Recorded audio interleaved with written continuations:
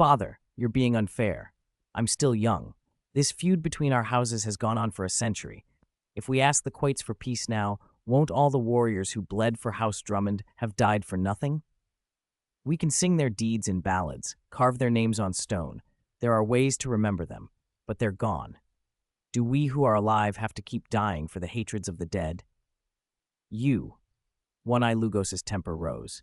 He straightened, ready to hurl his wine at his son. He froze only when his gaze fell on the Witcher seated beside Lugo. He changed course and said coolly, Master Linn, what do you think? Me? Linn hadn't expected to be drawn into it. Lord Lugos, what would you have me say? One-Eye Lugos didn't hesitate. Speak your true mind. Are you sure? Linn asked, and given the Lord's unmistakable nod, he chose his words with care. Skelligers hated double talk. They respected honesty, even bluntness. If you agreed with someone to their face and later betrayed them, you lost more than a battle. You lost their trust forever. Linn thought of how things had gone in the stories of the continent. A lord who pretends fealty only to stab a neighbor in the back gains nothing but infamy. He'd seen the other side too, a man of conviction who refused to bow, even when it cost him everything. That was Skellige. He had another private thought as well. In the old tales, Lugo had behaved like a madman because of what happened in that haunted stronghold. If Linn had not been there, perhaps Lugo would have been swept up and ruined.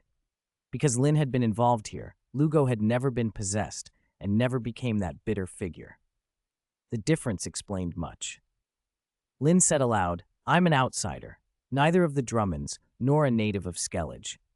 In my homeland there's a saying, roughly translated, the person caught up in a matter often sees only gains and losses, an observer sees more clearly. Both Lugos and his son listened. Lugo gave a tight nod, so did his father. Linn continued, both of you have good reasons. You want what's best for House Drummond. But there's another point. The unity of Skellige mustn't be ignored. The old stories say all our houses sprang from Hamdor. In that sense, we're all brothers. Brothers quarrel. That's human. Even the worst fights are internal, and sometimes, for the good of all, compromise is necessary. One-Eye Lugo stiffened at Linn's next sentence. Master Linn, you mean? I agree with Lord Lugo, Linn said plainly. Reconciling with the quotes will maximize House Drummond's interests. And besides, on Great Skellige your house still stands somewhat apart. It would be ruinous to be isolated. A stunned hush fell over the hall. The vassals stared at the Witcher as if he'd spoken treason. Then they stared at One-Eye Lugos. The old lord said nothing. His silence was a rebuke enough to those who knew him. Bjorn began to protest for Linn, but Floki's hand clamped over his wrist. Lugo felt the change in the room and forced himself to speak. Father, Master Linn meant no disrespect. He's from the continent and doesn't know our ways. You must. One-Eye Lugos raised a hand and stopped him. Without a word he rose, descended the dais, and went to Linn. He patted the Witcher's shoulder 3 times. Linn blinked, uncertain, then met the Lord's eyes and saw there a meaning that steadied him. Lugos returned to his seat. This question of making peace with the Quats is old and complicated, One-Eye Lugos said. It will not be settled in a night, nor with a few sharp words. He glanced at his son. Lugo averted his face, feeling exposed. The old man addressed his vassals. Master Linn has done us a great service. He's opened the southeastern part of Great Skellige for House Drummond. He comes from the continent. His way of speaking differs from ours. He may lack our polish, but his intent was good. We are not petty. We will not hound a man for a single speech. Let the unpleasantness end tonight. Drink, dance. I will not have it said outside these walls that House Drummond are barbarians who cannot entertain their guests. The patriarch's words re-energized the banquet. People's chatter swelled again, as if everyone were determined to forget the earlier unpleasantness. The noise at the long tables felt almost forced. Lugos, called Lugo the Mad by some, had resumed his seat and fell silent, nursing his wine. Linn, for his part, ate and drank as if nothing had happened, showing neither embarrassment nor any unusual expression. After the feast, Linn bathed and returned to the guest room the patriarch had prepared for him. He did not lie down. Instead, he sat on the bed and went into meditation. When the hour approached 3 in the morning, he opened his eyes, lifted his sword, and slipped out into the night. The sky was a black, soundless thing. Torches in the compound hissed occasionally, but otherwise the world was asleep. Even without potions, a witcher's night vision was far superior to a human's, and Linn moved under cover of shadow until he stood at the Lord's longhouse without rousing anyone. The longhouse served as both council chamber and residence. A pair of guards kept watch at its entrance. Like most of their kind, both suffered from night blindness and failed to notice the witcher concealed beyond the reach of torchlight. Only when Linn stepped into the circle of light did they spot him. They took defensive stances automatically, but relaxed when they recognized the cat-like glow of his eyes, the two swords across his back, and the familiar wolf school armor. "Master Linn, it's so late. Is something the matter?" one of them asked. "Lord Lugos asked me to come see him at this hour," Linn replied. The guards exchanged helpless looks. "Master Linn, it's very late. Lord Lugos may have already gone to bed. He didn't tell us anyone would be coming." They weren't afraid Linn might try to kill One-Eye Lugos. If Linn had intended to assassinate the Drummond Patriarch after clearing the haunted castle, that would have been an elaborate and unnecessary plan. They worried instead that waking the Lord would bring his displeasure down on them. As Linn stood waiting, Lugos's voice called from within the longhouse. "Who's there?" The guards reported hurriedly. "Your lordship, forgive us. Master Linn has come at this late hour." "Ah, Master Linn, let him in." Relief showed on both faces. "Please come in, master." Linn bowed and entered. Only a few candles burned in the longhouse, throwing pale light in the center and leaving most of the room in shadow. Lugos had taken off his armor and sat in a robe near the brightest candle, his face half hidden in flicker and gloom. "It's late, Master Linn," Lugos said in an odd, measured tone. "What brings you?" Linn smiled faintly. "Didn't Lord Lugos invite me? At the banquet, you patted my shoulder 3 times.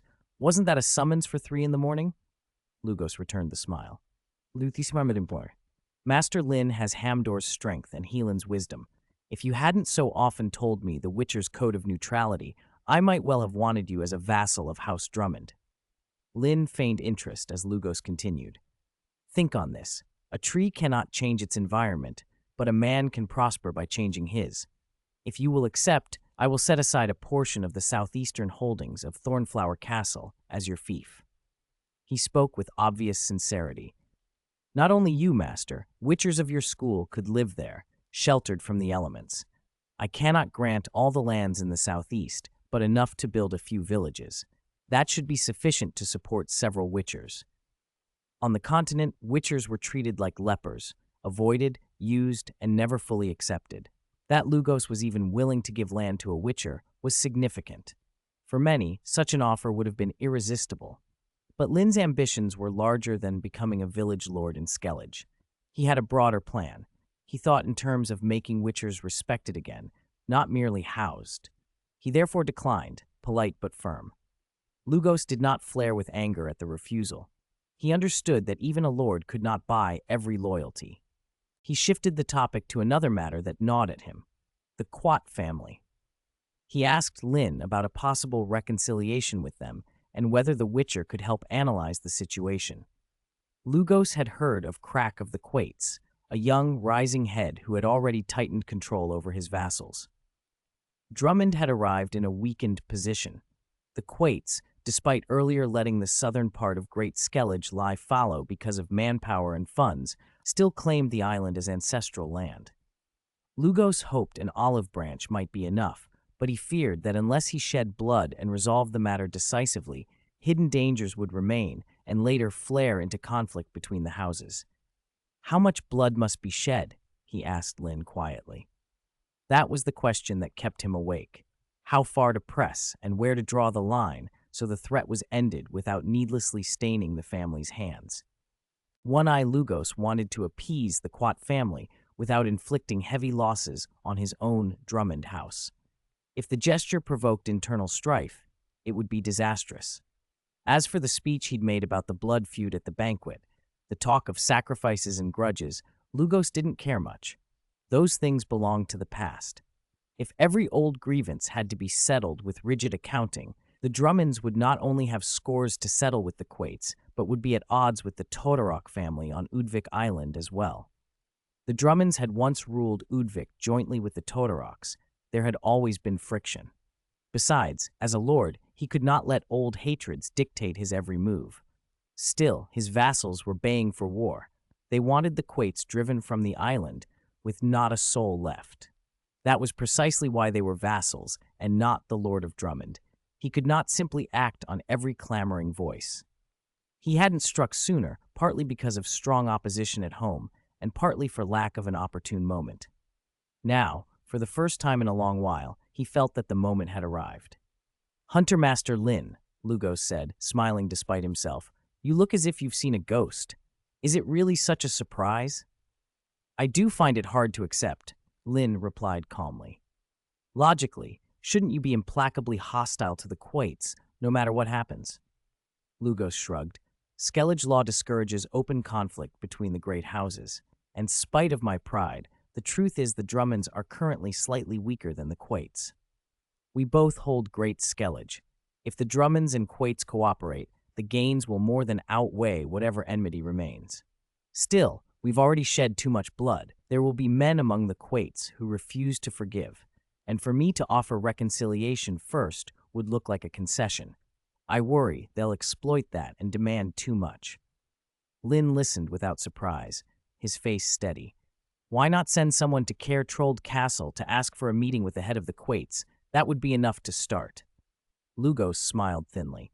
"No matter the outcome, the die will be cast. Better to act than to keep dreaming here." He paused, then a craftier light entered his eyes. "Hunter Master, would you take the task?"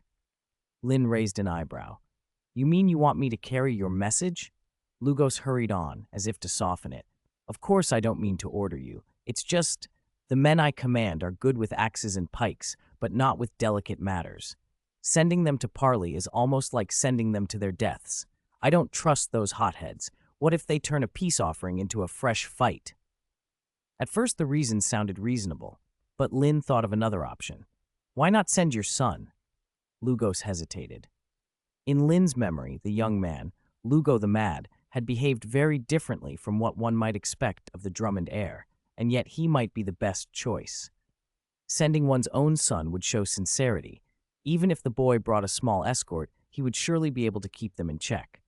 He's not suitable," Lugos stammered, guilt flashing across his face. Linn watched him long enough to understand. The Drummonds and Quats were sworn enemies. Kaer Castle had been isolated for years, with little trade and few visitors. Sending the only heir into potentially hostile country, what if something went wrong? Suddenly, the Drummonds could be left without an heir. The reluctance was not weakness, but calculation. After a moment's thought, Linn accepted. He told himself he had almost finished all his Witcher contracts on Great Skellige. It was time to move on to the other isles. Kaer Port lay in a convenient spot for that. While he would be delivering a simple message, he could also swing by Kaer Castle and see the so-called Boar of the Sea in his youth. Besides, he was only to carry Lugos's letter. Whether the two houses could reach an agreement, and how far they were willing to go, was their business. "Very well, I'll do it," he said. Relief washed over Lugos.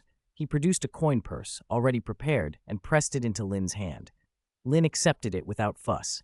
The purse felt heavy enough. He nodded and stowed it away, ready to leave. Then Lugos stopped him again. "One more thing," Lugos said. Linn frowned slightly and cut him off.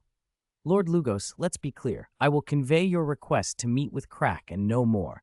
I won't act as a mediator, and I advise you, do not use this as cover for anything untoward." Lugos hurried to clarify. "I don't mean the peace talks. What I want to discuss now is separate." Linn eased. So long as he wasn't being asked to play diplomat, fine. Lugos poured Linn a full glass of wine from a fresh bottle. "Words won't be enough to make peace," he said.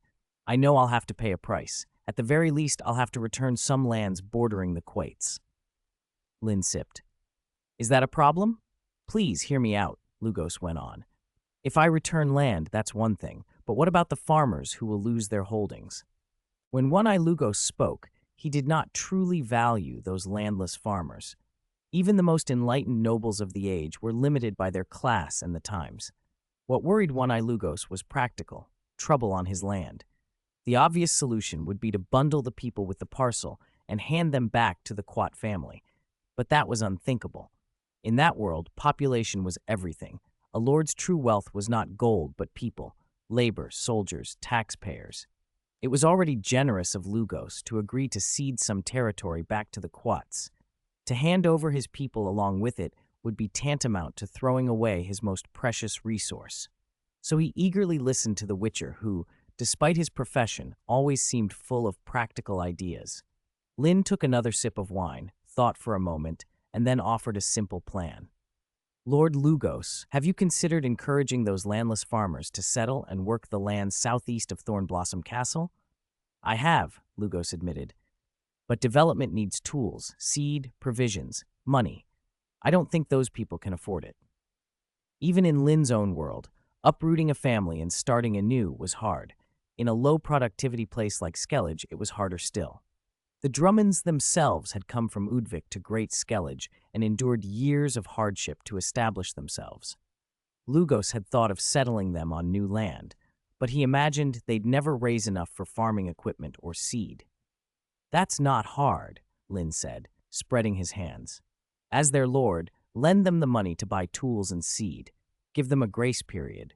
Don't demand repayment for the first few years while they get settled. Once they're stable, have them pay back a portion each year until the loan is cleared over several years, maybe a decade or more. And you needn't worry about them running off, he added. They're your subjects. If anyone fled to another family's land, that family would return the fugitive rather than harbor them. What Linn offered was common sense where he came from, but to One-Eye Lugos it felt like striking gold. If he financed the settlement, failure would be less likely. And because the loan would come from the Lord himself, default was unlikely. His authority ensured repayment. Lugos's mood brightened. He regarded the Witcher with a look more like eager curiosity than suspicion. It was the first time this Drummond lord, used to taking by force rather than toil, had felt the prick of wanting to recruit talent rather than crush it. Yet the islanders were proud and straightforward. Unlike many continentals, they scorned cunning for its own sake, and did not rush to destroy what they could not use. They spoke a while longer before Linn left the longhouse. Early the next morning, he rode Nidhogg out of Kaer Morhen toward Kaer Trold in the north. The Drummonds sent a crew to Thornblossom Castle to burn the old fortress, salt the foundations, and then raise a new stronghold on the scorched site. When Linn reached Kaer Troldeport, the bustle and clamor hit him like a different world. Heimstein, the Drummonds' port, was quiet and provincial by comparison. Kaer Trolde seethed with traders, sailors, and the clang of blacksmiths. What surprised Linn most was the number of friendly glances and warm greetings. His deeds had begun to travel across the island. For some weeks he had been a tireless machine, riding from contract to contract, killing monsters, helping people in need. Often he refused payment. Once the person was safe, he simply rode on.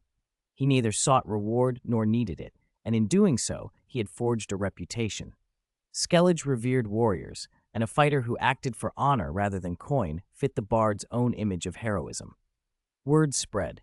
A contingent of Quat soldiers soon came to fetch him to Kaer Trolde Fortress. The Quate's stronghold crowned a mountain over the port, an awe-inspiring sight. Legend said Jimdal the Iron-Toothed, son of Hamdor and Helion and ancestor of the Quates, had dragged a seabed mountain free with iron chains, hoisted it onto Great Skellige, and built an indestructible fortress in 7 days. From the high tower on a clear day, one could see every Skellige isle. Led by the Quite soldiers, Linn threaded through mountain tunnels to the Great Hall and met the Quet. Kraken Crate, the boar of the sea, was a fanatical foe of Nilfgaard, opposing the Empire in everything and inspiring fear among Nilfgaardians. Nilfgaardian mothers whispered his name to frighten disobedient children. Yet this Krak was younger than the one Linn had remembered. His beard was not as thick. Linn recognized him, the red-haired noble who had fired the boat at the funeral with a flaming arrow the day Linn first came to Kaer Trolde. They regarded each other across the hall, each measuring the other's presence. Many years ago, Kraken Crate, then unmarried and childless, had been taken to Sintra by his uncle, Iced Tursik. The plan had been for him to marry Princess Pavetta. As fate would have it, things went awry, and Krak returned to Skellige empty-handed. His uncle, however, did not go without reward. Iced became Pavetta's stepfather and king consort of Sintra. Crack had one consolation from that journey. He met the most famous witcher in the north, the White Wolf, Geralt. From that day on, Crack thought well of the witcher profession.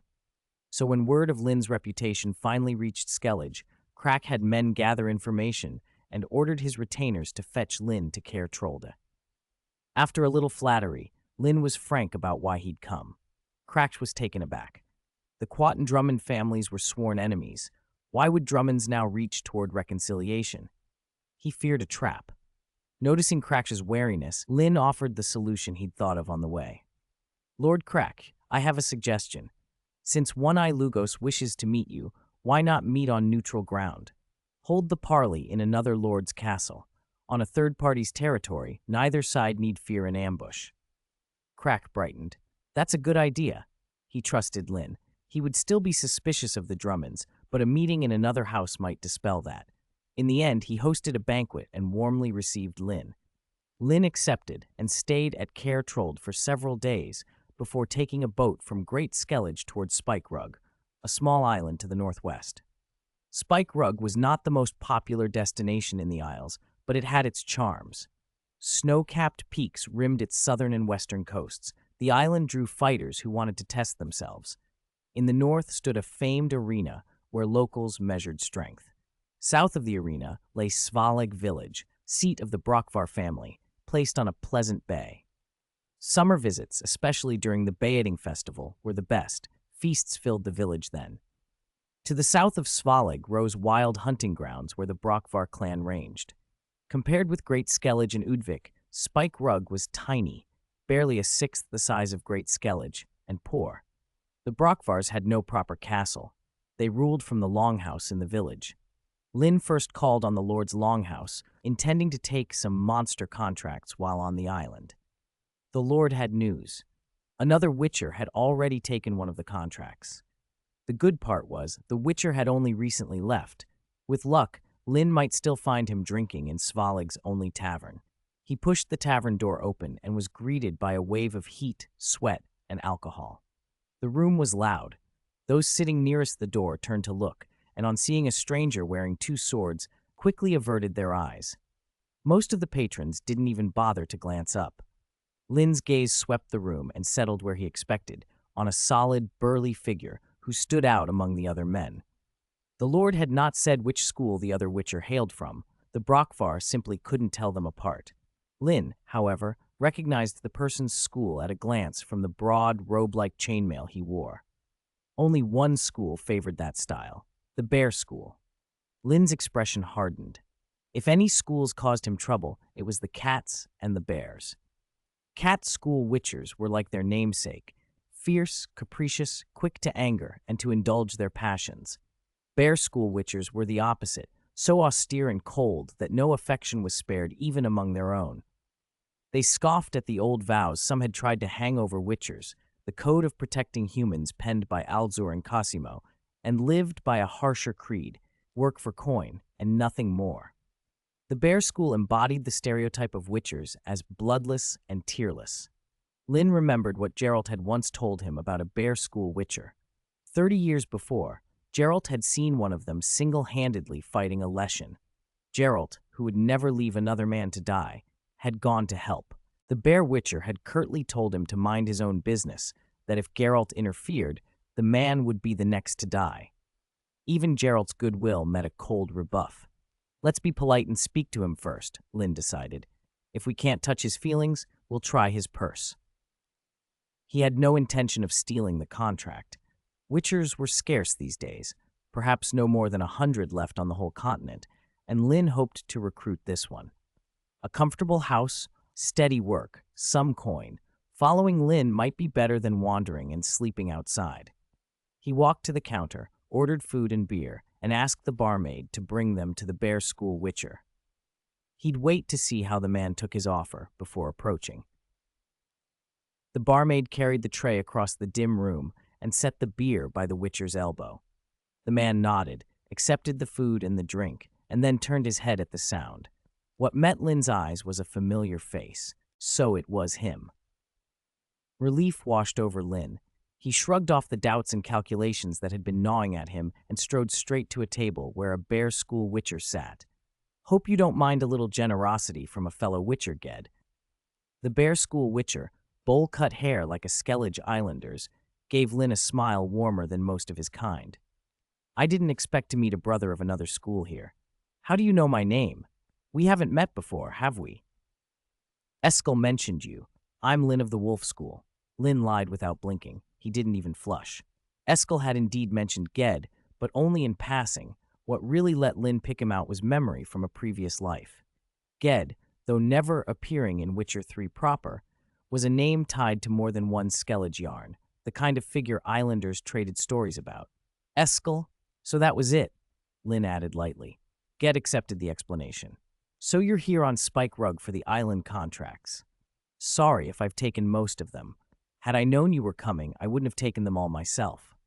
If you're buying around, how about we work together and split the rewards?" Linn proposed. Ged raised an eyebrow. Witchers seldom teamed up. Inviting another was rarer still. Part of it came from the same sourness that made townsfolk resent itinerant laborers. Jobs were scarce, and outsiders were easy targets for blame. "You really will give me a share?" Linn asked. Ged laughed. "You witchers get a bad rap, don't you? I'm not like the rest. I've made enough on Skellige. Money's not worth carrying to the grave. Half's yours." Linn accepted. "Fair enough. I'll join you." "Ha, good enough. Come, let's drink." They spent the night in the tavern at Svalig village and left early the next morning. On the overgrown trail, Ged told Linn about the 2 contracts he'd taken. The first was from a Brockvar subordinate, Iron Hand, Jorgen, acting on his patriarch's orders. Clear a Melusine from a cave to the northwest. A Melusine was essentially a very large siren that commanded the lesser sirens. Before the Witchers arrived, fishermen and islanders had suffered greatly. The Brockvar patriarch had put up a fat reward. Several confident hunters had already gone after it and never returned. The second contract came from Count Torgil, the Red, of House Tordarosh. He wanted Ged to clear Aetnir Castle, once his family's hold and now overrun with beasts. Count Torgil had sent a man to guide Ged. They reached a wind-sheltered camp late in the day and found the guide, burly, armored, bowl-cut, hiding behind a lean-to. He had his hand on his weapon until he saw Linn and Ged, then relaxed. "Master Ged, you've finally arrived." Ged clapped the man on the shoulder. "This is Orvin, Count Torgil's personal guard. Orvin, this is Linn, a Witcher of the Wolf School." Orvin bowed with the respect due a Witcher. "Master Linn, you're too kind." Linn shook the man's hand. Ged grinned. "Linn will come with us. Don't worry about payment. When the Count pays me, Linn gets half." "Master Ged, you don't need to worry. If we kill the thing, Count Torgil won't be stingy." Orvin produced 2 heavy crossbows and 100 quarrels. Sirens could fly. Without heavy bolts, they'd be hard to bring down. They rested the night and marched on. On the 3rd afternoon, they crested a rise and saw the sea cave below. Linn's eyes sharpened. "That's it," he said. "The Melusine and its sirens will be in that cave. The trouble is, we don't know what's inside." "If we go rushing in, the risk is too high," Ged agreed. Orvin, eager, offered, "I'll go scout ahead." Linn stopped him. Sending Orvin in alone would be suicide. Witchers hunted monsters by knowing their habits and the lay of the land. Rash moves cost lives. Instead, Linn stared into the dark maw and thought. He needed to lure the sirens out into the open, where the crossbows and swords would be an advantage. "I've an idea. Wait here," he said, and hurried off. 2 hours later, he returned, hauling a struggling deer with its legs bound. Ged nodded in approval. "You're going to use that to draw the sirens out?" "Yes." Linn showed them a small vial. He tipped a thick, bitter-smelling liquid down the deer's throat. "A homemade attractant. Carnivores find it impossible to ignore. It won't lose its potency if mixed with other elixirs." The attractant was a formula from the Viper School, one Linn had learned after mastering their poison arts. Before the lure took full effect, Linn handed everyone an antidote.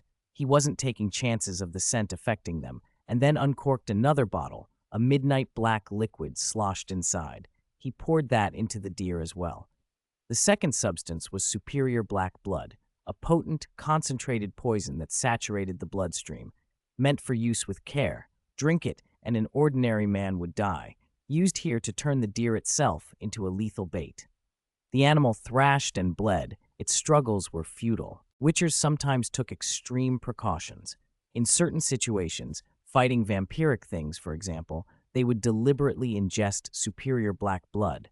If a vampire drank a witcher's blood, it would be taking a potion laced with a potent toxin. Better a lose-lose than an uncertain victory.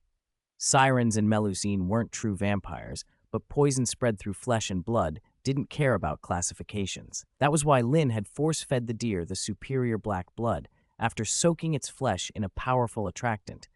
The deer had fought even harder once it tasted the mixture, but its legs were bound and Linn's knee pinned its flanks. Slowly, its eyes went glassy, its struggles lessened, and dark blood trickled from its mouth.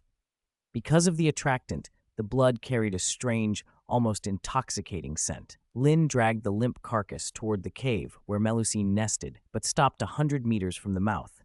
He dropped the deer on the ground and slipped back to the hiding place. "Now we wait," he told the others. Ged nodded and, like Linn, settled into meditation.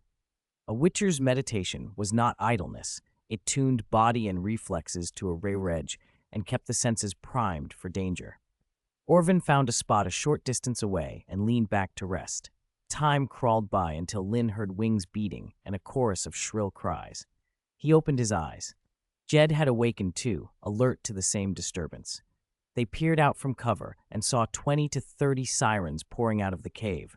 One among them was noticeably larger than the rest, Melusine herself, unmistakable as the leader. The flock hovered over the dead deer, cautious rather than bold. Linn and Ged drew back without fully exposing themselves. Witchers didn't only see with their eyes. After activating Eredin, they could sense monsters' positions even while their eyes were shut. Ged nudged Orvin awake and covered his mouth to warn him quiet. The hunter flinched at first, then relaxed when he recognized his companion. Ged gestured for silence. Orvin lay still, obedient. The group waited, the sirens hovering and sniffing. Only when they judged the area safe did half the flock drift down.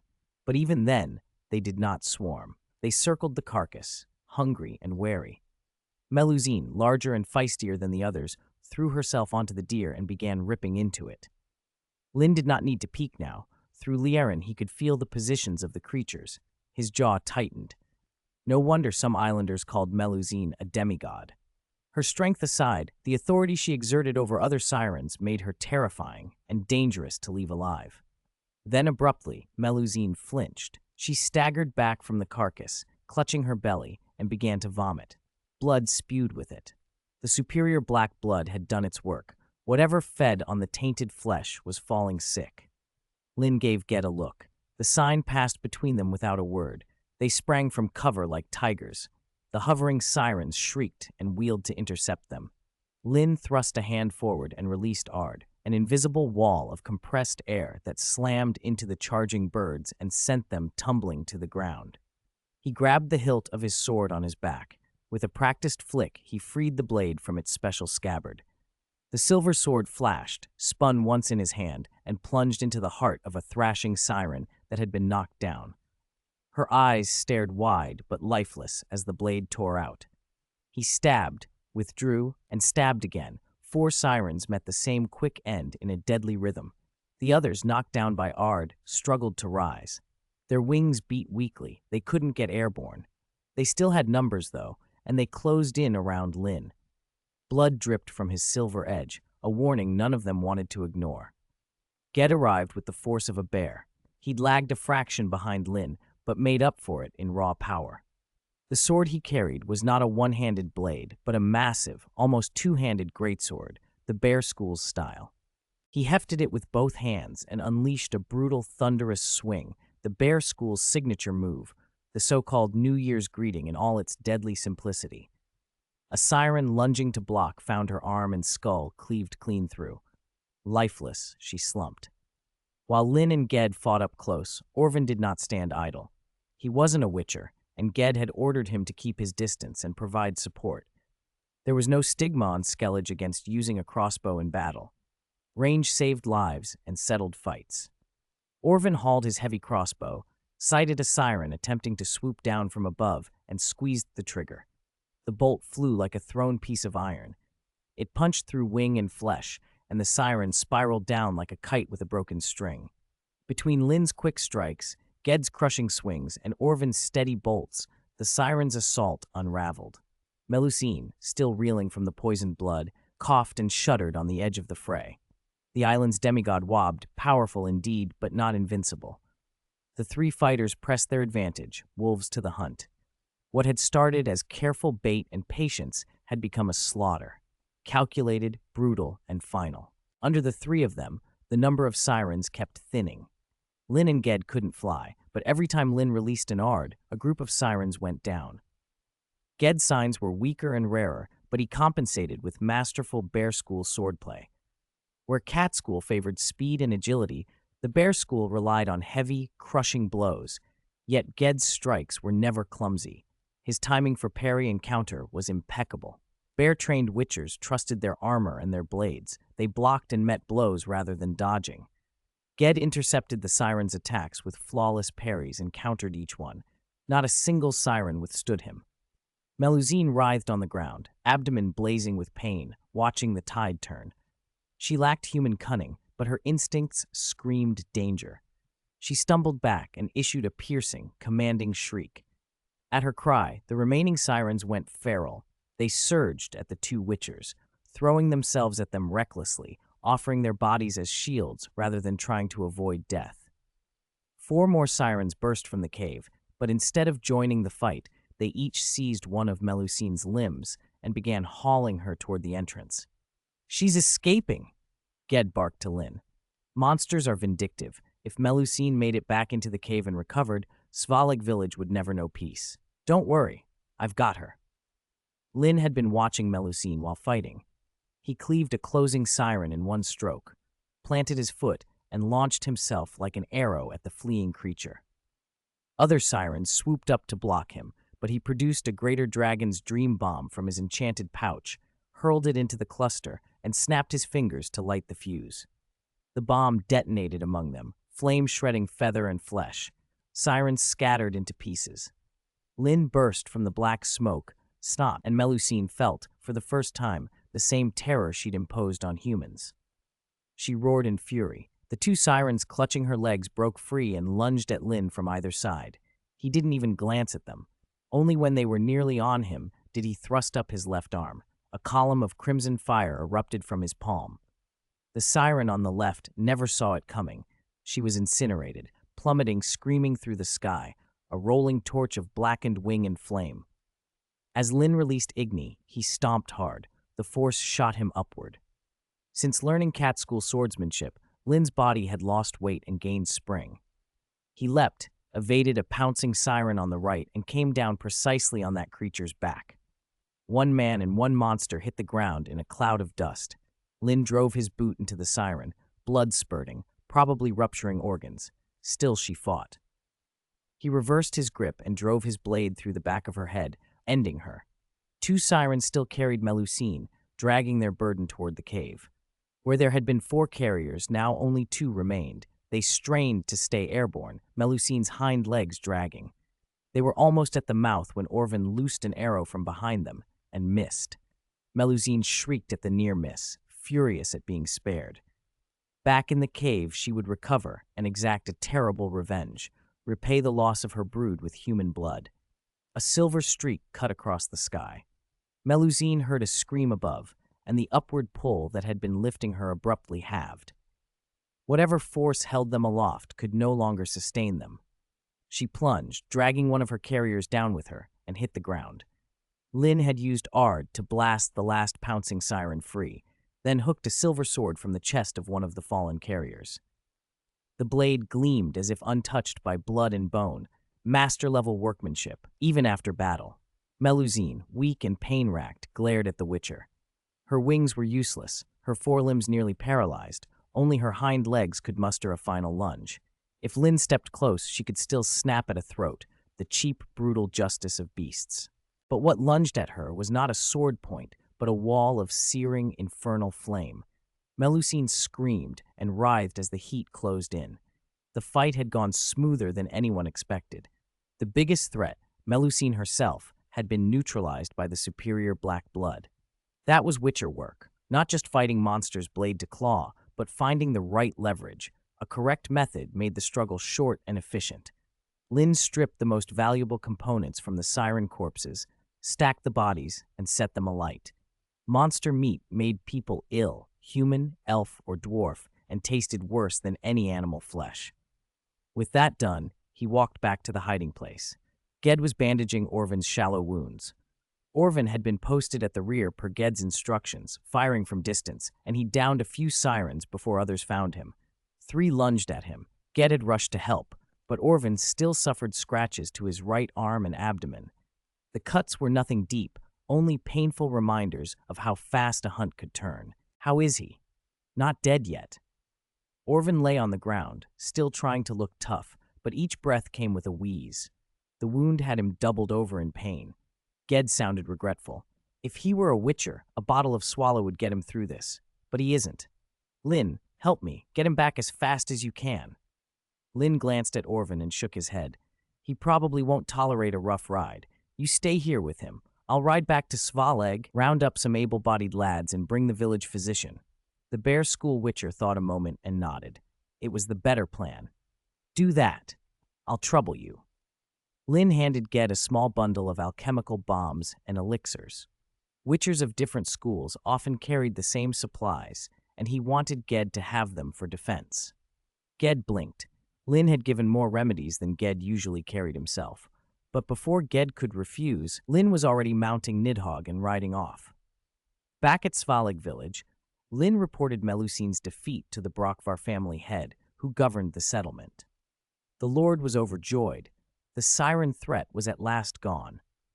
When Linn added that one of Count Torgerson's men had been seriously injured, the lord immediately ordered 2 guards, a dozen villagers, and the best physician in the village to go with Linn. By the time they returned to the clearing, Orvin had a high fever and had slipped into a coma. The Skellige physicians who followed the druidic tradition were no simple bleeding quacks. They knew what they were doing. The physician ordered clean water, re-cleaned the wound, poulticed it with herbs, and gave Orvin a warm herbal broth.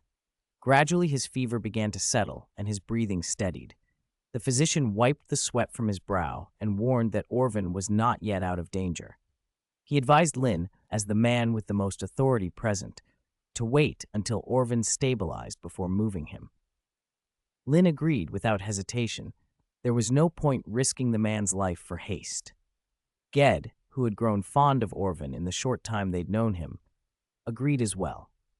The 2 Brockvar guards, having been instructed earlier by their lord to heed the Witcher's commands and to treat the Witcher as they would themselves, offered no objection either.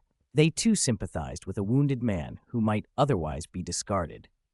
Under Linn's direction, the villagers set about improving their camp. Fortunately, the island offered plenty of timber. Ged's 2-swing sword strike made short work of trunks. Linn placed a heavy hand to a tree and knocked it over with a pulse of ard. Between Witcher skill and simple labor, they had quick access to raw materials. Linn's runic leather pouch, kept largely out of habit, produced useful tools and even several tents, which proved invaluable. They cut the trees into stakes, hammered them into the ground in a ring to make a crude wooden palisade, and set up the tents inside. Not comfortable, but it would keep them safer for the days they had to remain in the wilderness. A few days later, the physician declared Orvin no longer in immediate danger. The villagers fashioned a stretcher and carried him back to Svalig. He was still too weak to sit up or arm himself, so the Brockvar head offered the best room in the tavern for his recovery. Ged told Orvin not to worry. All he had to do was rest.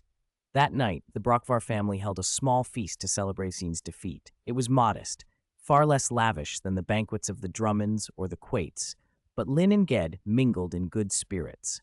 At the end of the night, the Lord paid the reward for the commission and added a little extra for Linn's part in the hunt. Money was scarce, but the gesture was sincere. He also offered to lodge and care for Orvin in the village until he recovered, covering all expenses.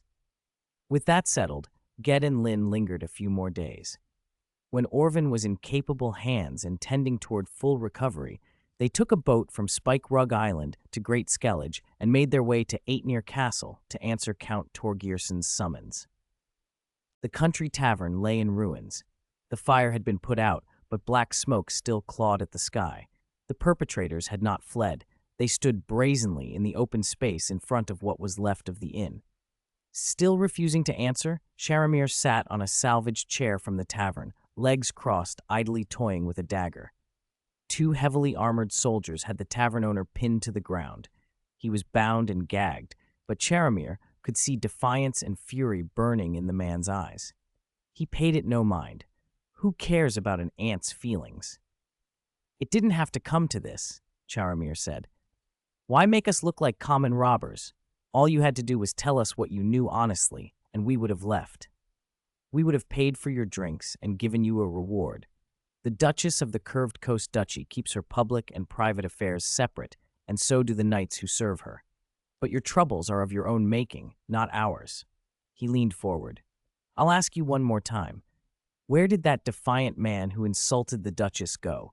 The one conspiring with usurpers and committing other crimes, the witcher called Ged? Tell us, and you'll live. Otherwise, anyone sheltering him will be treated as an accomplice. Before Sharamir finished, the tavern owner spat a mouthful of bloody saliva up at him. Sharamir tilted his head and avoided it. The owner glared at him and roared through clenched teeth. This is Skellige, not the Curved Coast. You bastard in service to a whore. If you've got the guts, kill me now. A Skelliger doesn't betray his friend. Sharamir's face stayed cold. I gave you a chance. The two soldiers hauled the tavern owner like a dog toward the back of the ruined building. A scream shredded the air. Not long after, the soldiers returned. Their armor was splattered with blood. One of them held out 2 parchment scrolls. Sir Knight, we found these on that Skelliger. Oh? Sharamir took them. One was a blueprint for a steel sword. He wasn't a blacksmith. He only glanced at the clever design and set it aside. He grabbed the other parchment and his eyes widened. A wild smile broke over his face. Sir? The soldiers looked at one another, puzzled. Could the second parchment contain the Witcher's whereabouts? Sharamir handed it back without comment. The soldiers, who had not bothered to read the paper themselves when they picked it up, unfurled it and read. It was an IOU. I, Ged, Bear School Witcher, hereby write this note. On the evening of April 25th, during a Gwent game, I owe the tavern owner 100 ducats. The kind owner rounded it down for me. I do not currently have the money. I offer as collateral the Bear School steel sword blueprint. Upon my return from Aetnir Castle, I will redeem the blueprint with my next bounty. Go get the guide. A moment later, a shifty-looking Skelliger was pushed in front of Karamir. Sir, you called? Do you know where Aetnir Castle is? The Tordarroch branch castle on Great Skellige, the man said slowly. I heard the place was abandoned later. Monsters took over. The guide's eyes widened and he suddenly looked terrified. Sir, you're not planning to go there, are you? That won't do. Even the Tordarroch family couldn't handle the things in that castle. We'd be going to our deaths. Karamir's brow tightened. Quiet.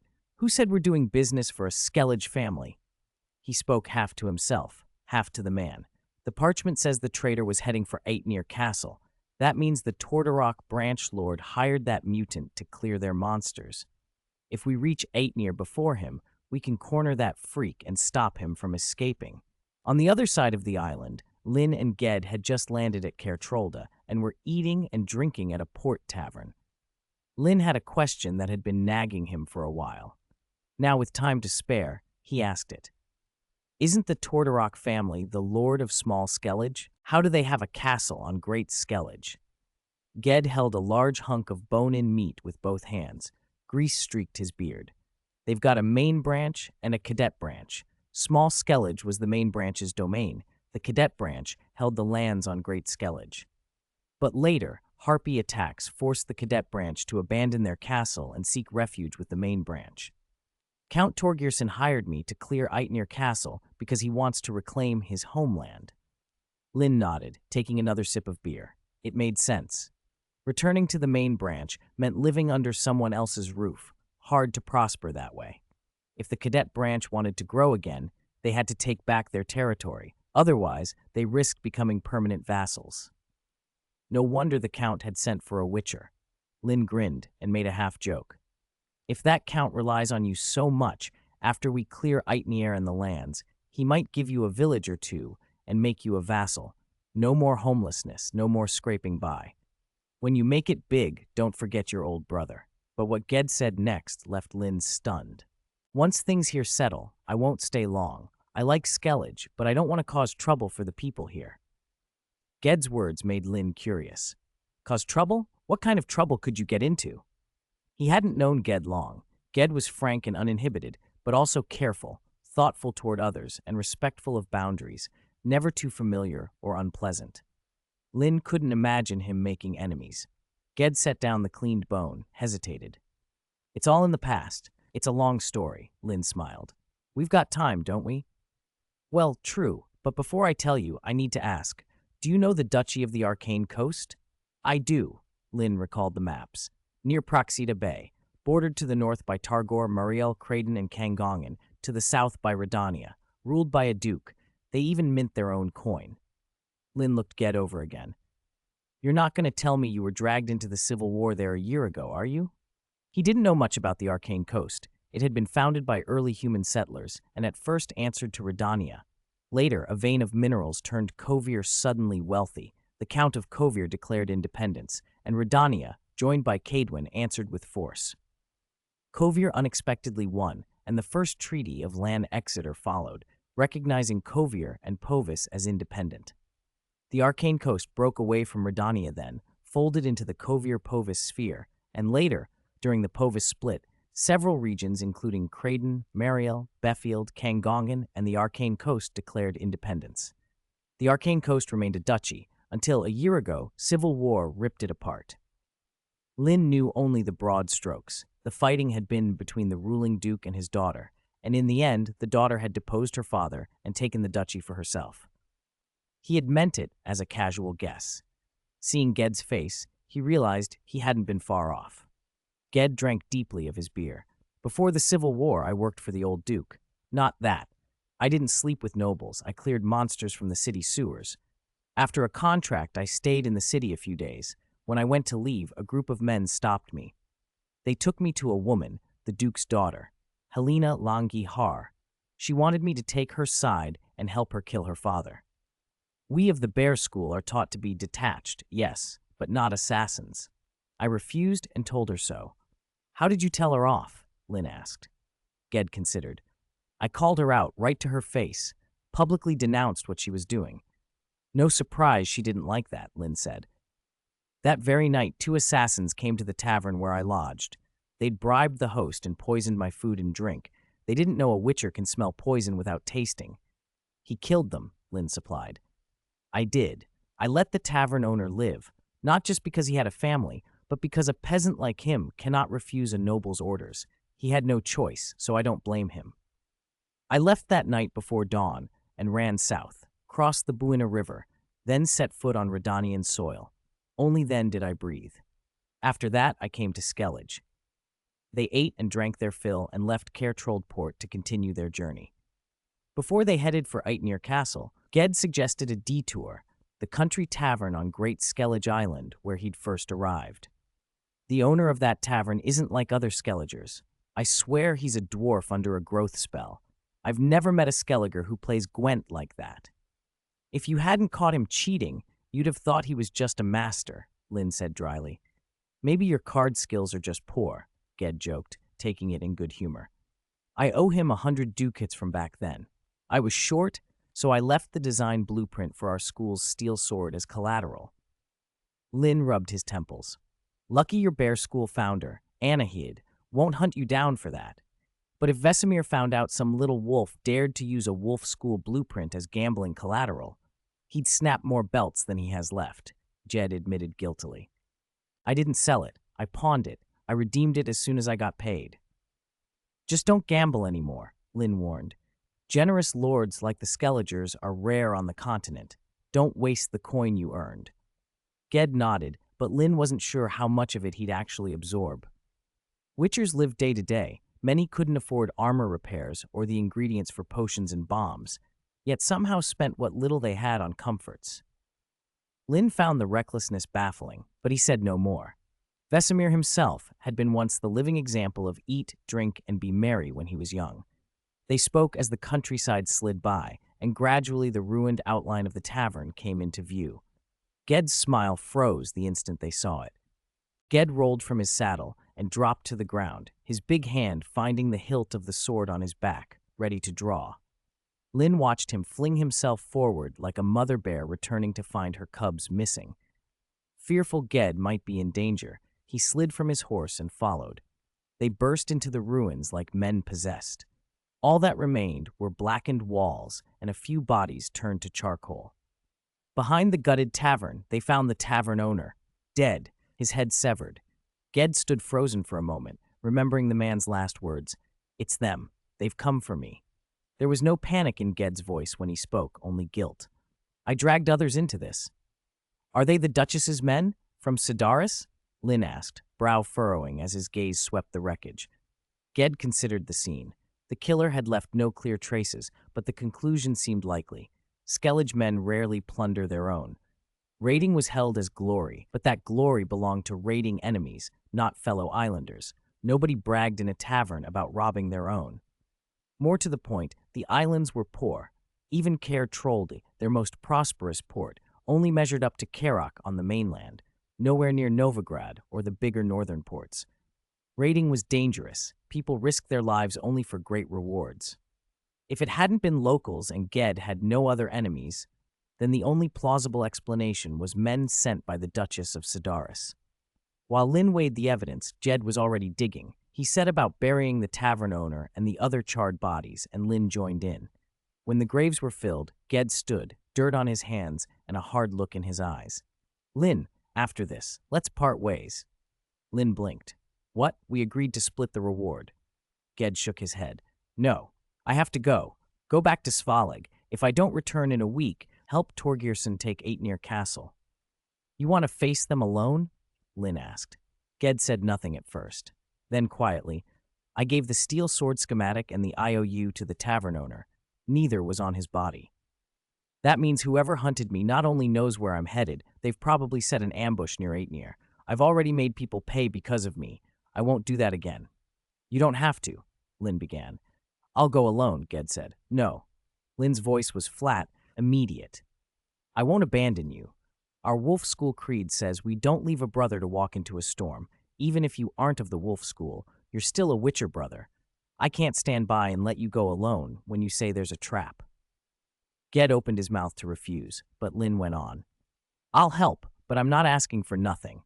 If we both live through this, and I'm confident we will, I want you to join my school as a teacher." Ged was taken aback. "Join a Witcher school? You're asking me to teach?" Linn smiled a little. "Don't answer now. Even if you refuse later, I'll still fight with you. But think about it, and when this is over, I'll explain everything." They hadn't known each other long, but in the way Linn had offered himself without hesitation, Ged felt something he didn't often allow himself to feel, relieved. "All right," he said at last. "When this is done, I'll hear what your school is about." 2 nights later, they crept up on the ruined keep. From a distance, they could make out pale figures moving along the ramparts like shadows. Vines strangled the stone, moss clung to the cracks, and the towers looked as if they might crumble at a gust. The gate lay open and weeds had reclaimed the courtyard. "That's Aetnir," Linn said. Linn touched his laren, and the sign blossomed at the edge of his perception. He picked out movement in the forest on the far side of the keep, men lying in ambush. "You see them too? Then let's—" Ged started, ready to launch a surprise attack. "Wait," Linn warned, holding him back. "I have a better plan." Across the keep's broken walls, men in patched uniforms and heavy cloaks had been waiting for weeks. Charamir, loyal to the Duchess though he was, felt his patience fraying. They'd lain in hiding, motionless by day, active only at night, switching watch so half the men were always awake. Mosquitoes had eaten them alive. Sleep was a scarce luxury. It had been 2 full weeks, and they hadn't even caught a glimpse of their quarry. Charamir worried the mutant might have gone elsewhere. The tavern owner had told them the man left over a month ago. If he'd really reached Spike Rug Island, he should have been long back by now. The men under Charamir's command were restless, their grumbling growing louder and less carefully hidden. They hadn't crossed the sea to place sentry for mosquitoes. Suspicion had settled in among them. The steel sword schematic and the IOU, the so-called mutant, had left with the tavern owner. Some began to whisper they were nothing but props, a con to placate the innkeeper. Perhaps he had never intended to redeem them. Between that and the Duchess's propaganda, the steady trickle of lies about witchers, it had become easy for them to convince themselves the mutant had cheated them all. Sharamir's men had grown numb. The exhaustion, both physical and mental, had crept into them like vines, choking their resolve. With each passing day, the temptation to hunt down Ged, the witcher who had publicly insulted the Duchess, lost its sheen. At last, Sharamir conceded, starting tonight, everyone but the night watch would rest. Night came. As Sharamir had planned, every tented soldier not on duty crawled into bed and was quickly swallowed by sleep. What they did not know was that less than 100 meters away, on the other side of the trees, Linn whispered to Ged, "I was right." They didn't hold.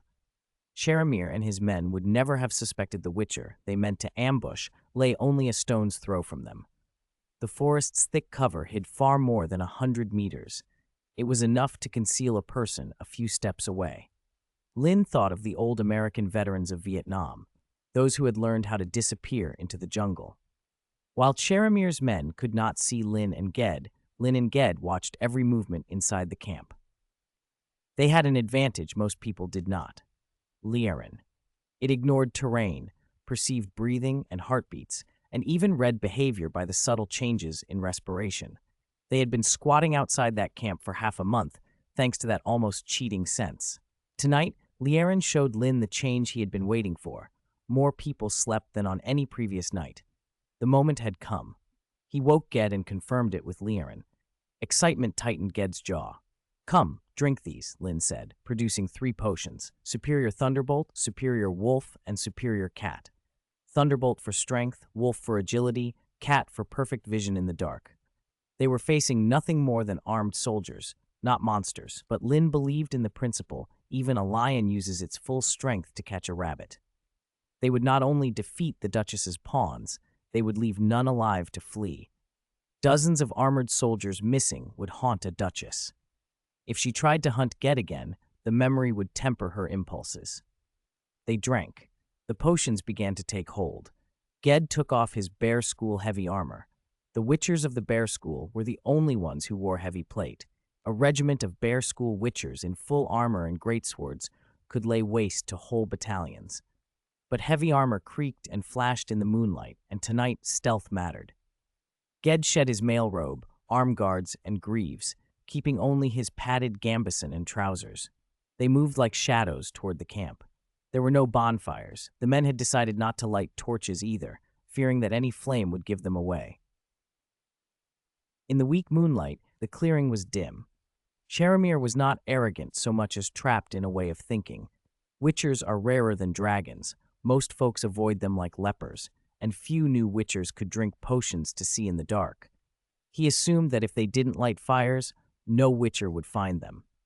The sentry nearest Linn and Ged stood with his back to them, facing the road toward Aetnir Castle. He believed, like his commander, that an enemy would come from that direction. Even if night vision failed here, ears worked, and on such a quiet night, even the softest step might betray an intruder. The sentry's thought cut off as a hand clamped over his mouth and a blade found his throat. His brain flashed the alarm too late.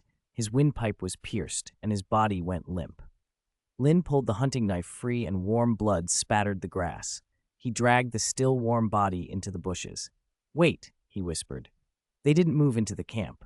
Their position was on the edge. Sentries ringed the camp, and several patrolmen walked the grounds. If they simply advanced and the patrols later discovered a missing sentry, all would be lost. Better to lie close and strike as the patrols came, picking them off one by one. When the patrols and sentries were gone, they could cut into the sleeping tents. Footsteps and the clink of armor drew near.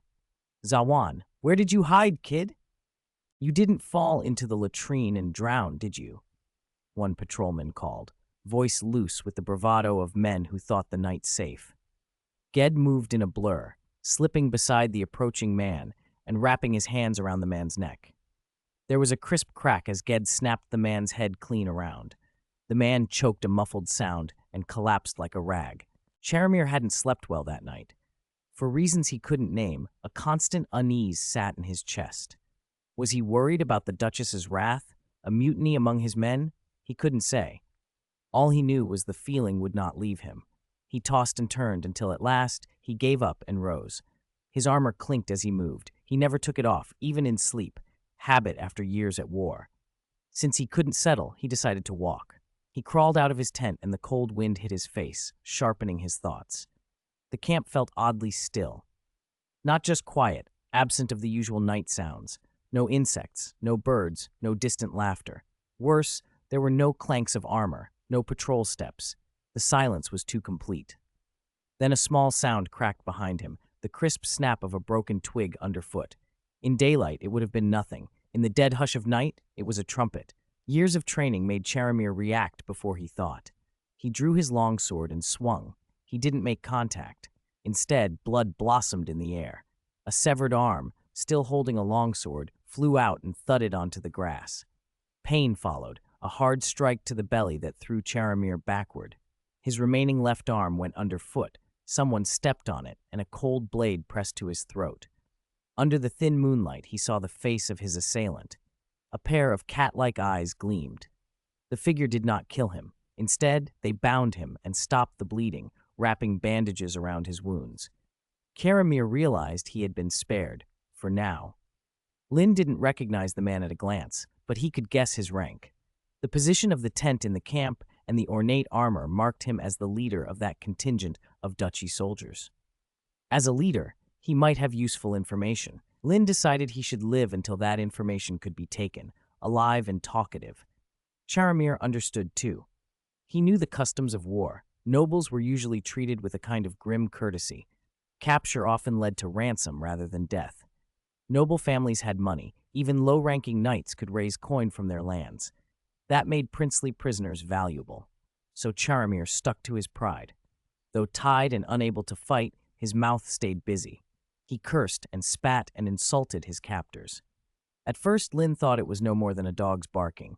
But the more Charamir jeered, the more Linn's patience thinned. He slapped him, hard. Teeth shattered. Blood filled Charamir's mouth, and he went silent, stunned. Linn straightened and sneered. If you want to die, bite out your own tongue. If you're afraid to die, hush. Don't try to prod me into putting a sword in you. If you make me truly angry, I'll take my time with you. I'll grind you down so slow you won't find mercy for half a day. Across the camp, Ged was hauling bodies into a growing pile, preparing to burn them. A movement at the edge of the heap caught his eye, the shape of a corpse shifting, then freeing itself and crawling away. Ged reacted on reflex, throwing his short knife. It sank into the earth in front of the fleeing figure. The man froze and fell to his knees. "Don't kill me! Please, sir! Spare me!" The man begged, his common tongue tinged with a heavy Skellige accent.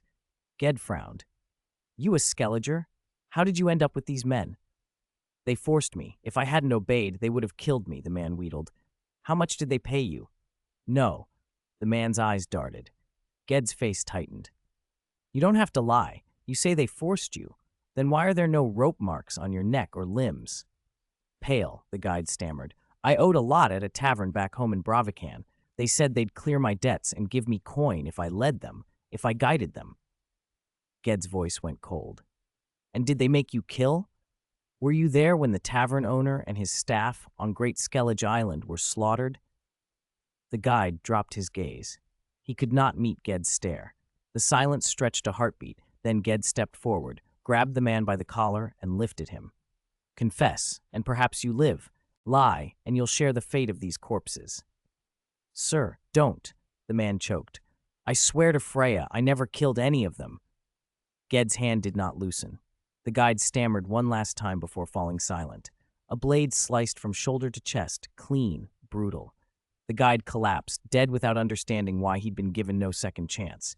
In Ged's eyes, there was no room for excuses. Pity could not undo the blood on his hands. Ged tossed the body back among the others and set the pile alight.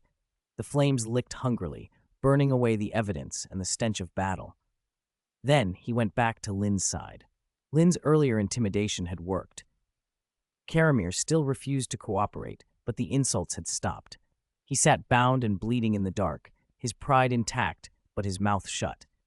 The camp around them glowed with a funeral pyre as the night swallowed its dead, and the two captors watched their prisoner with cool, unhurried eyes. "Did you get anything out of him?" Ged asked. "No," Linn replied. "This one's uncooperative. He'd rather we kill him quickly and put him out of his misery." Linn turned to Charamir, who still faced away. "You want to die? I won't let you.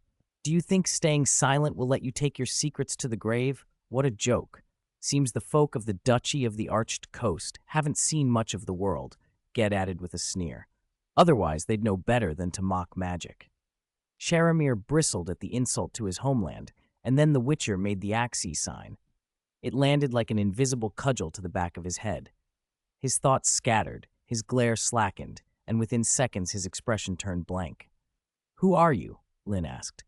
Charamir answered in a hollow voice, like a puppet with its strings pulled. "Charamir of Caern. Caern Town is my fief."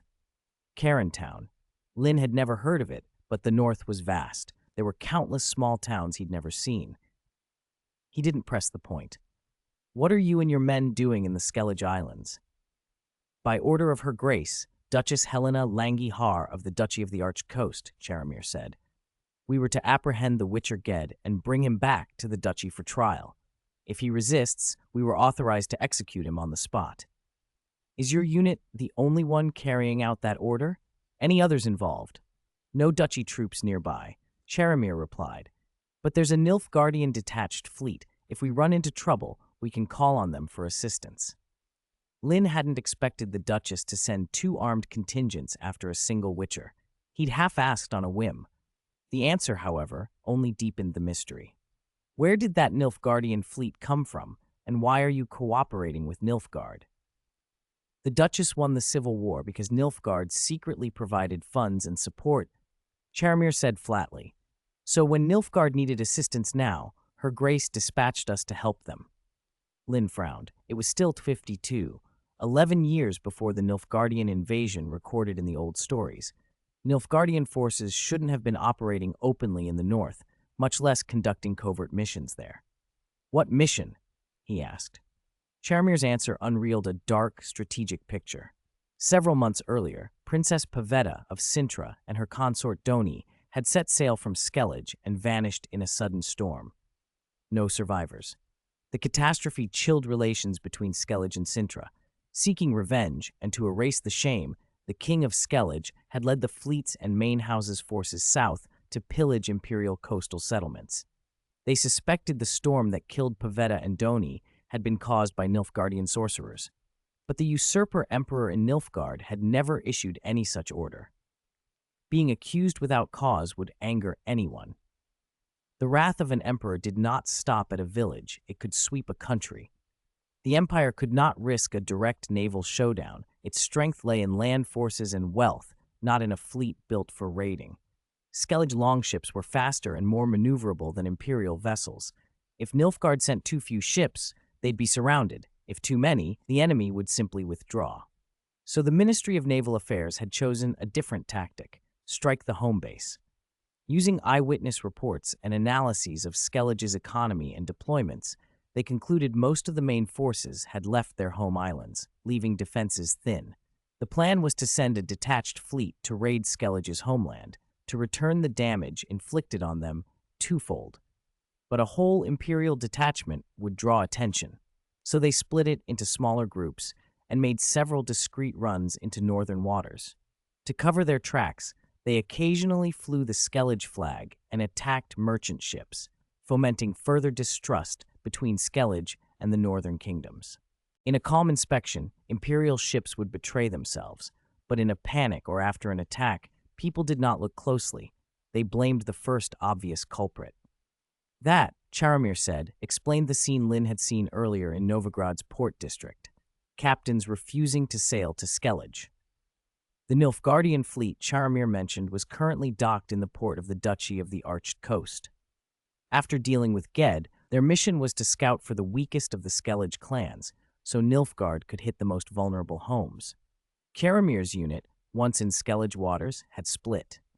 One group searched for Ged, The other secretly probed the strengths and weaknesses of the various clans. From their intelligence, Charamir believed the best target was the city of Torgirson on Small Skellige. Its lord, Torgirson, belonged to a branch of the Tordarroch family, and Bran Torsak, who currently led the Skellige forces, was of the main Tordarroch line. Capturing even a branch stronghold like Torgirson could break the morale of the Skellige fleets and force them to abandon raiding and return home. Charamir had not had a chance to report this to the Nilfgaardians, he confessed. He intended to settle a personal vendetta first. When Charamir finished, Linn and Ged exchanged solemn looks. Neither had expected Nilfgaard to be involved. They could have killed Charamir then and there and walked away, safe and detached from the coming maelstrom. But neither of them intended to do that. Killing him would protect themselves, perhaps, but it would leave Torgirson and its people exposed to a fate neither of them could accept. Objectivity mattered, Linn thought, but when the interests of one's homeland were at stake, detachment was a luxury. He had never seen himself as a neutral observer, not in his past life and not now. The Skellige Islands were not his home, but he was a northerner. His sympathies lay with the north. He knew Nilfgaard's nature too well. They paraded civilization and advancement, but they showed little mercy. Unless one answered to the golden towers under the sun banner, there was little to be gained in adopting a Nilfgaardian perspective. Neutrality was impossible. When the catastrophe that would later sweep the north came, there would be only war and death, no surrender, and certainly no middle ground. The risks of getting involved in this were enormous, unlike anything Linn had faced before. This was a war, a real war. No single fighter, however skilled, could beat an army alone. Even giants and trolls would be overwhelmed and torn apart by numbers, like an elephant bitten to death by ants. Yet Linn chose to ride into the fray. There was the moral imperative. He could not stand aside. And there was a more practical reason.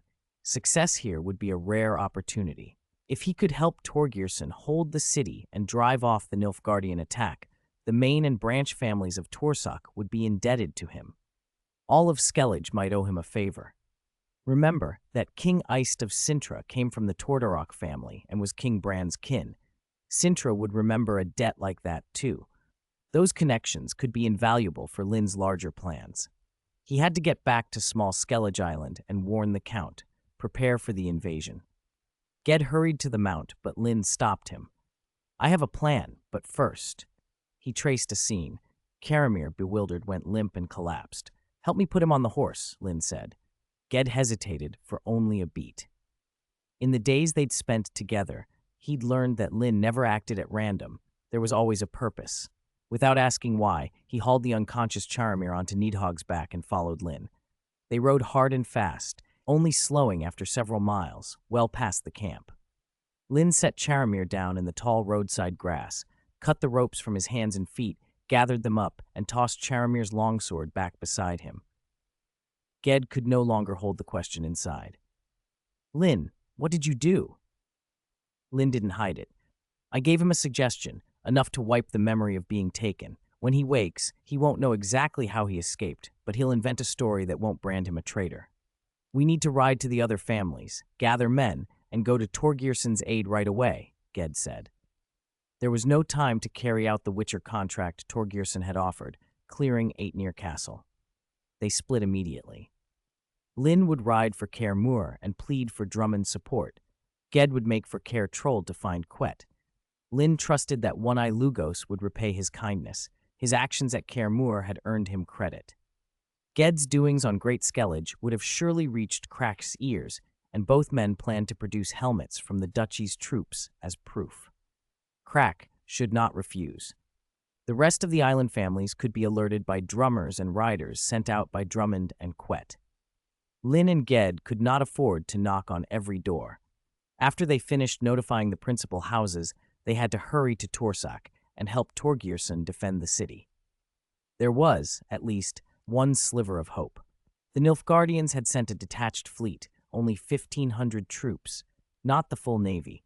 Every family in Skellige had a few troops posted along the coasts, and there would be more men rallied for homeland defense. If they could hold the line, the situation could turn. After a long, relentless ride, Linn reached Kaer Morhen. The guards recognized the warrior who had protected Drummond's men and swiftly sent word. He was brought to the Lord's longhouse and soon stood before One-Eye Lugos. Linn wasted no time. He told the full story of what had happened since he left Kaer Morhen and then set the duchy soldiers' armor down for Lugos to see. Armor styles varied across the north. Nilfgaard's steel and gilding looked foreign, almost like the Holy Roman mites of another world. Cadwyn had a heavier Eastern style, reminiscent of Poland. Skellige's gear was rough-hewn and Norse in flavor. The Duchy of Ark Coast bore a Redanian influence under past Redanian rule, and the surcoat was embroidered with the duchy's emblem, a strange winged beast, a hawk's head on a fish's tail. To One-Eye Lugos, the idea that Nilfgaard had colluded with the duchy was hard to accept, but the evidence lay before him. Lugos believed Linn. The Witcher's previous deeds had earned trust that carried weight. He assigned his son to lead 200 Drummond light infantry to small Skellige with Linn. These weren't conscript farmers hastily pressed into service. They were trained soldiers, the family's best. The Drummonds had already answered King Bran's call and sent most of their standing forces and conscripted men south with the fleet. Only 300 household soldiers remained at home. That Lugos now sent more than half his remaining force spoke plainly of the trust he placed in Linn's warning. It took half a day to arm, provision, and ready the troops. Then they embarked from Heimstein port. One-Eye Lugos also sent messengers to Spike Rug and Udvik, closer isles near Great Skellige, to ask for reinforcements. Small Skellige lay northeast of Great Skellige. To reach it, they had to round Kaer Trolde. As they put out to sea, Linn's thoughts flicked to the last time he'd been on Spike Rug, when he delivered Drummond's message. Since then, he had not followed the course of events between Drummond and the Quat family. Now, he had to trust his men and hope the network of allies he'd begun to build would hold. They still had a ways to go before reaching Small Skellige, so while he had time, Linn asked Lugo the Mad about how the peace talks between their families had gone. Not long after you delivered the Drummond family's message, the two families met on Hindarsfjall, territory of the Heime, Lugo replied. I represented the Drummonds. The Quat side sent their young Quet, Seabor himself. The Quet surprised me. He was more reasonable than I'd expected. He agreed to lay some old grievances aside and enter peace talks, and he was willing to make concessions.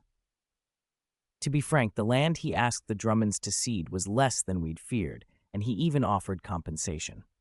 Relief washed over Linn. One family on Skellige alone was a small thing, but united they could stand toe-to-toe with any northern kingdom. The rest of the voyage was quiet. When they finally reached Small Skellige, they found scores of people building a wooden palisade on the island's eastern shore. The arrival of the Drummond longship drew the laborers and the nearby soldiers' attention. The workmen dropped their tools and scattered, while the soldiers formed up on the beach to meet the enemy. Seeing the Drummond banner and Lugo, and a Witcher stepping ashore, the soldiers relaxed.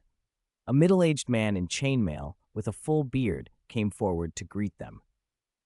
Lord Lugo, I'm Og, captain of Torgierson's guard. Lord Ged told us you were coming. Thank you, Lord Lugo and the Drummonds, for your help. He turned to Linn. You must be Lord Linn, the Witcher who accompanied Lord Ged. Your name's already spread all over Small Skellige. I assure you, your aid will not go unrewarded, he added, then looked at Linn with another expression. And personally, thank you for saving my son. Your son? Linn was briefly taken aback, then realized the man must be Orvin's father. After a few civilities, Linn studied the hastily erected fortifications. What are you doing out here? He asked. If the Nilfgaardians are due to strike, why are you not falling back to the town? Og pointed to the fields just beyond the wooden wall. To protect the crops, my lord. If the fields are trampled or burned, even if we hold the castle and drive the enemy back, we don't know how many will starve. From where Linn stood, Torgierson's hall couldn't be seen, only rolling farmland. It made sense. In an age of low productivity, a single bad season could mean famine. War would only make things worse. Skellige was no Kovir or Novigrad.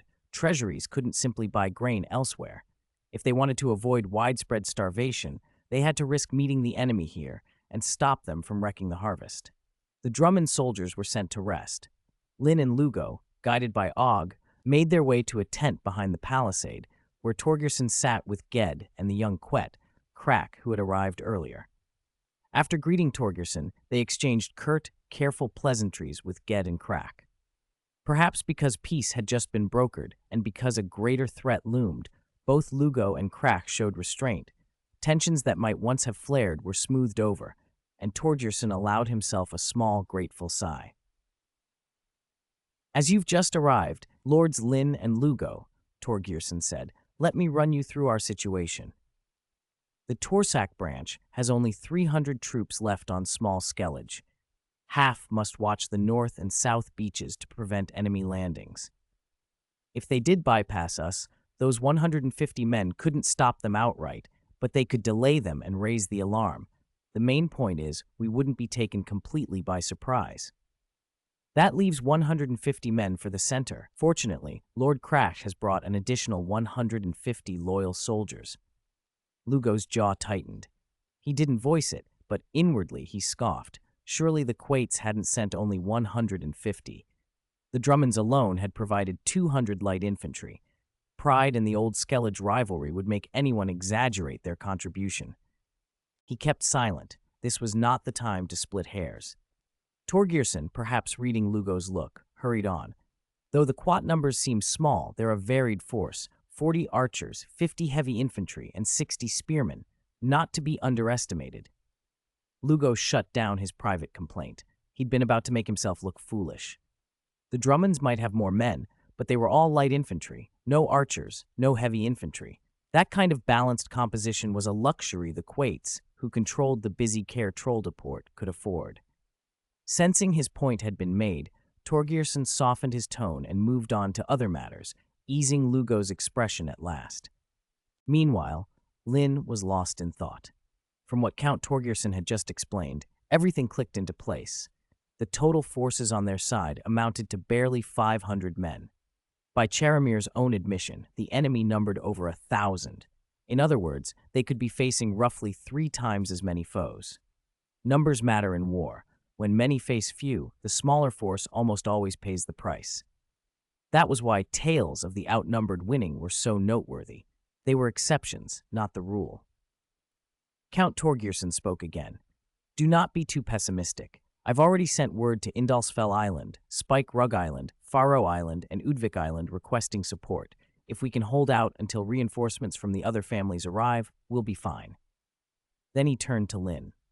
"Sir Linn, I understand, from what Sir Ged said, that Witchers are bound by a code of neutrality. I won't make things difficult for you. If you prefer not to get involved in this conflict, I can have you escorted off Small Skellige Island and back to the mainland immediately." Linn smiled. "Count, I've come this far. I won't walk away now. I'll stay and fight with you." Count Torgerson's face lit with gratitude. "Sir Linn, the Torsak branch will never forget what you've done today." At the same time, in Ashton Port Town on the Arcadian coast, the town was abuzz with unease. Ashton was one of the duchy's more prosperous ports. Not Novigrad, but still important enough to contribute substantial taxes.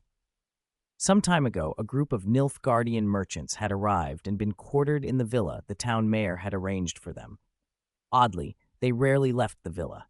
Their food was delivered, and soldiers kept the road blocked. Ordinary townsfolk who approached were warned away. On this day, a knight arrived by boat and went straight to the villa.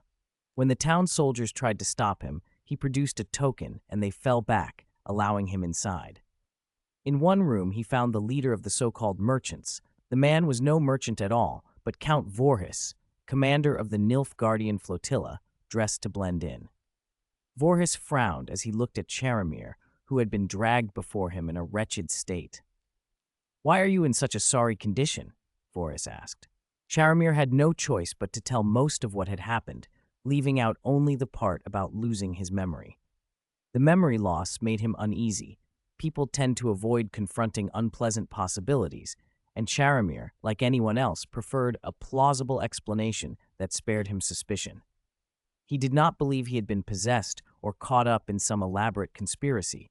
He'd convinced himself it had been misfortune.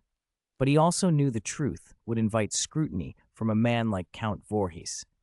Vorhis, a flotilla commander, was no fool, so Charamir invented a story that might explain his survival without arousing too many questions. The dozen or so soldiers my liege, Duchess Queen Helen, entrusted to me were lured by a mutant into a monster's lair. It was a trick. In the end, only I escaped. His face was drawn as he told it. The tale did little for his dignity, but he needed a reason he could offer for returning alone. Vorhis regarded him coldly. You should be doing everything you can to dissuade your liege from raging at your incompetence. But why come to me? Are you asking Nilfgaard for troops to exact revenge? Of course not, Count, Charamir said quickly.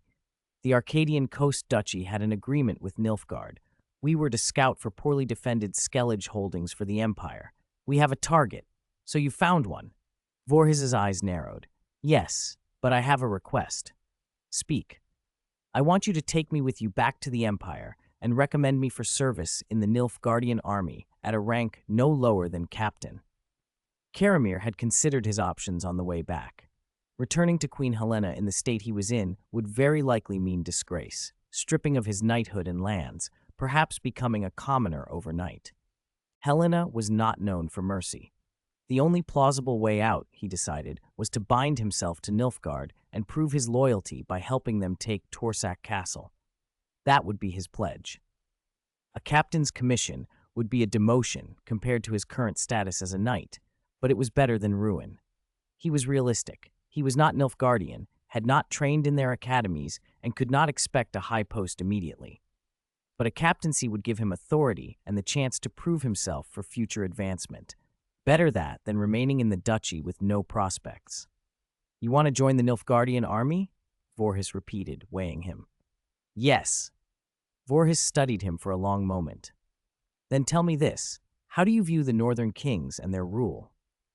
Charamir did not hesitate. I think the northern kings are incompetent, muddle-headed rulers. Their squabbling and mismanagement have kept the north locked in years of war and suffering for the common folk. The north is stagnant. It needs an external force to break the deadlock and relieve the people. Vorhis's expression softened into something like approval, and he applauded once. Good. With that conviction, your future is not limited. When we return to Nilfgaard, I will personally recommend you. Rest assured, the Empire does not mistreat talent. It was still dark when a sudden flare of firelight shattered the harbor's silence. Nilfgaardian soldiers in black armor swarmed the docks, boarding dozens of vessels that were normally watched by the town guard and off-limits to strangers. Count Vorhis walked at the rear, flanked by guards with tower shields. Sir Charamir followed close by, though the ducal knight had traded his usual livery for lacquered black imperial plate, making him hard to recognize, even to those who knew him well. Count Vorhis mounted the flagship, planted himself on the main deck, and raised his arms. Men, he shouted, voice carrying over the water, the rise and fall of the Empire rests on this battle. Sail! A roar like a mountain breaking and a crashing wave rose up from the fleet, rousing the harborside folk from sleep and setting their dogs howling. Dozens of ships hoisted the Nilfgaard sun and slid out of the bay, bearing south toward Skellige. Several days later, from the deck, Count Vorhis could make out the ragged silhouette of small Skellige Island. The Arcadian Coast Duchy lay east of the Skelliges, so his squadron approached the island's eastern shore first. What surprised him was the sight of crude earthworks there, wooden palisades, ditches, and a line of Skelligers guarding the beach. They were only a few hundred men at most, maybe 500, and their defenses were rough and hastily set, but it meant the Skelligers had known they were coming. Who had warned them? Count Vorhis's first thought was Charamir. He glanced over. Charamir met his gaze. For a moment, the two of them were locked in a silent exchange. Charamir's face drained of color, and he gave a quick, desperate shake of the head. "My Lord Count," he blurted before anyone could accuse him, voice tight with panic. "It wasn't me. I swear it wasn't me." Vorhis said nothing, but his men reacted on instinct. The guards around him stepped forward, shields shifting, spears angled. They were waiting only for a word from their lord. With a single command, those spears would be flung like a black hedge. Charamir's hair prickled. His body went rigid. He forced himself to stand his ground. Running was not an option. not with the sea yawning around them. He was soaked with sweat. Even if the gods granted him mercy and he leapt from the ship, there was nowhere to go. The channel between the mainland and Skellige looked small from a chart, but was too wide and the water too cold for a man in full armor. Even if he somehow reached land, he'd have ruined the mission Queen Helena had set him. His plan, join the Nilfgaard, win honor in the Southern Wars, and make a fresh start, would be over. Without battlefield merits, he would not rise in Nilfgaard service. He might not even be taken south at all. Returning to the Arcadian court would be a humiliation. In the north, a ruined man rarely finds his way back up, so he had only one desperate course: plead for Count Vorhis's mercy and trust. Vorhis thought it through. Mainland nobles had always looked down on islanders. Skellige's poor soil and remote situation made the mainlanders consider them less civilized, even now that Skellige had abandoned most of its old tribal ways for a feudal order. Charamir was no Nilfgaard, but he was a mainlander from the Arcadian coast duchy. It seemed unlikely he would betray his own to seek refuge with the Skelligers, and even if he had tried, traitors did not fare well among Skelligers. Families on the islands hated turncoats. A man who turned on his lord would surely turn on them. Besides, if Charamir had alerted the Skelligers, why would he come himself and risk capture? To Vorhis, the simplest explanation was that someone else had leaked the news. Still, precaution demanded restraint. "I do not doubt you, Sir Charamir," Vorhis said, eyes hard, "but things have not gone as planned. I hope you understand." Before Charamir could protest, Vorhis gave the cold order. "Guards, escort Sir Charamir to a separate cabin. Let him rest." The men closed around Charamir and led him away. He was furious inwardly. His plan to defect and ride Nilfgaard's conquest to a new life had been carefully arranged. Now it lay in ruins, and terrified. For the moment at least, he was not to be executed on the spot, and that small mercy kept him from making any outcry. When the escort had taken him below, Vorhis looked back to the island. "Sound the horn," he told his officers. "Prepare to land." Despite the Skelligers' apparent readiness, Vorhis decided to press the attack. He commanded 1,500 men, professional soldiers, not peasants, and he judged that a short, sharp landing could smash this handful of defenders. They could have put about the island and sought a quieter beach, but time worked against them. If the main Skellige warbands were already raiding Nilfgaard's coast, the great clans could still muster forces. Delay might allow reinforcements to arrive and turn a local superiority into a costly stalemate.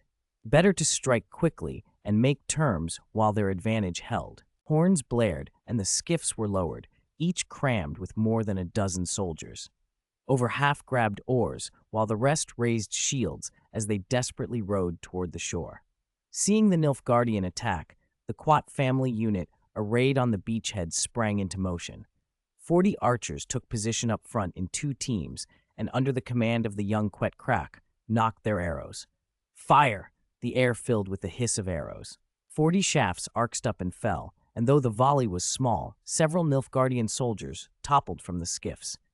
Screams from the wounded sent the invaders recoiling. Sergeants cursed and urged the oarsmen to speed up. Even without orders, the rowers would have driven harder, hearts in their mouths. Those still holding shields tried to raise them, but the skiffs were crowded and no shield could cover everybody. Arrows found gaps. Nilfgaardians fell one after another. They attempted to return fire, but shooting from pitching boats was far harder than from steady ground. Most stray shots sailed wide or thudded into water and sand. The Quat archers pushed that advantage and killed more than 20 men, until the skiffs drew close enough that the archers could clearly see the faces of the Southerners. Staying on the beach any longer would be folly. Crax drew his longsword and barked, "Archers, fall back to the palisade. Heavy infantry and spearmen, prepare to receive them." The archers stowed their bows and fell back, not into the infantry square, but further along the beach, stepping over wooden planks laid across the trench and moving behind the palisade.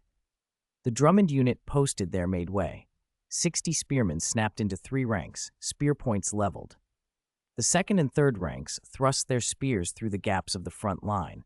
The formation became an impassable hedgehog. 50 heavy infantry deployed to both flanks to guard against outflanking. Linn stood among them, clad in standard quat infantry armor and a full-face helm that concealed eyes of an unusual color. "Kill!" came the command. A skiff hit the shallows, and Nilfgaardians leapt into knee-deep water, abandoning their oars. Their formation was disordered, and the well-drilled spearmen drove their blades in. Thrust! The first rank lunged, then withdrew as the second drove forward. The ranks rotated in brutal rhythm.